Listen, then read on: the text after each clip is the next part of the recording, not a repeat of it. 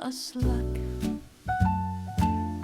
I won't be doing. Now, I know this is a bit of a weird look to do a makeup tutorial on, but I wanted to try and do something where you could still have fun with the prop, would look good in the dark, would be easy to make, and believe it or not, it's actually really easy to make the slug eyeballs.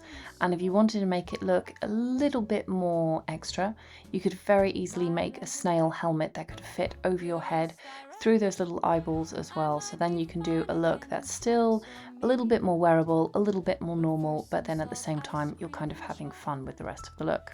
So to start off with, I just used my normal foundation. Unfortunately, it is quite a bit too pale for me. I've spent most of the summer in the garden, and even though I wear sun protection, as you can see from my hands, it's not the same colour as my face. So I'm aware I look a little pale, but we are going to try and fix that.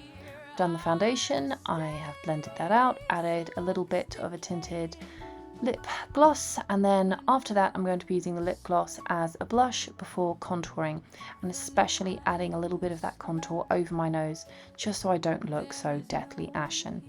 Then I'm going to go ahead and fill in my eyebrows. I'm not going to be too detailed about this, I just want a little bit of definition before moving on to a brown eyeshadow.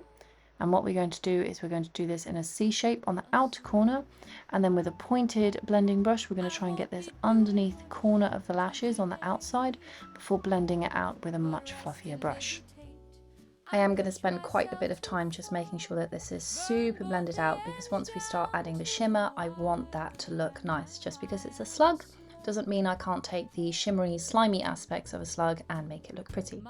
Now to tightline, I'm just going to glare into the mirror and try and get that as close to my lashes as possible. I'm going to be using a brown eyeliner, and then I'm going to be applying that as close to the lashes on the upper lid as possible before blending it out with a much finer brush. Now on the very edge of the eye, I'm going to do a downturned wing.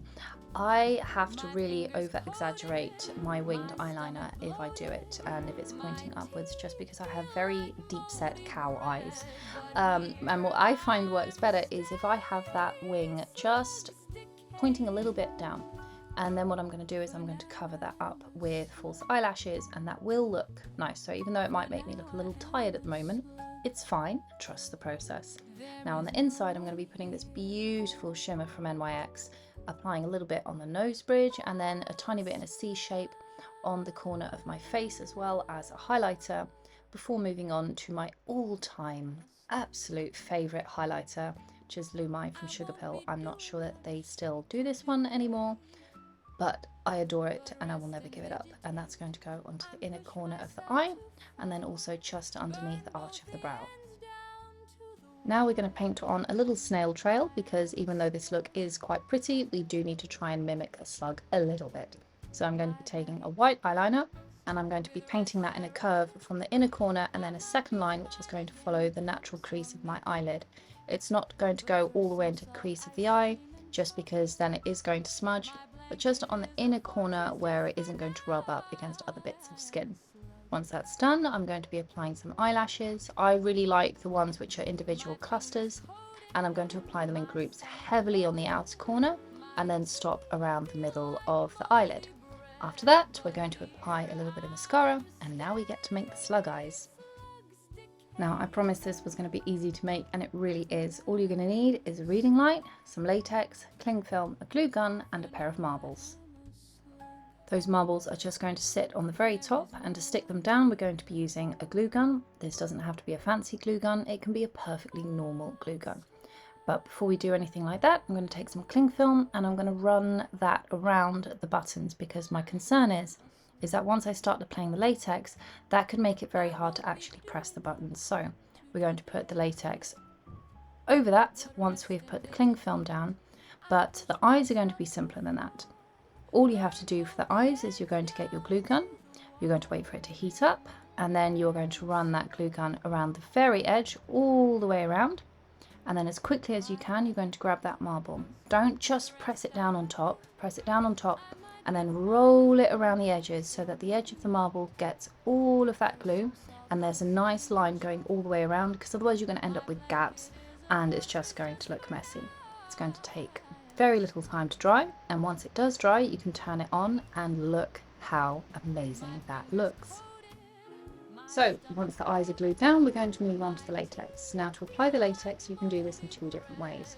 You can either use a paintbrush, but you do have to bear in mind that if you're going to use a paintbrush, this paintbrush is toast after this. You are going to have to chuck it. Or you can just use your fingers. In the end, I use my fingers just because they're very easy to clean and I don't have to chuck them at the end of the process. So you want to take that, start off at the very top, run that around the base of the marble just to cover up where you use the glue gun, and then cover all the way down. And you're going to want to do 2 or maybe 3 coats of latex. In general, the thicker the latex, the less layers you're going to have to do. If you have a very new bottle of latex, you're probably going to have to apply more than 3 layers. But either way, it's going to dry very, very quick, and then all you need to do is pop that in your hair. And to do this is very simple. You're going to figure out where you want it to sit on your head, and you're going to take some strong hair clips, wrap your hair around it, and then pin it into place. And that's it. You're done. Now, if you really want to commit to the look, you could take a lettuce leaf and chew that while you're walking around in the dark. Unfortunately, the only lettuce I had, I've been growing and it's been so hot that it bolted. It was disgusting. I am a slug. My fingers coated, my stomach bloated, my teeth